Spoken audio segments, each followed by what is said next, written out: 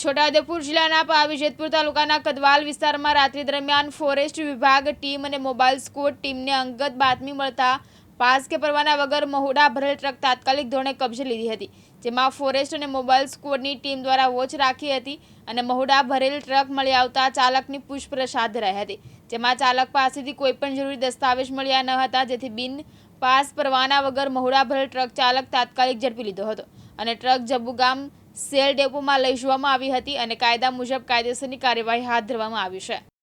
આજરોજ મહેરબાન નાયબ વન સંરક્ષક છોટાઉદેપુર શ્રી વીએમ દેસાઈ સાહેબના માર્ગદર્શન અને તેમની સૂચના હેઠળ એક વગર પાસ પરમિટનો ટેમ્પો મહુડાના લાકડા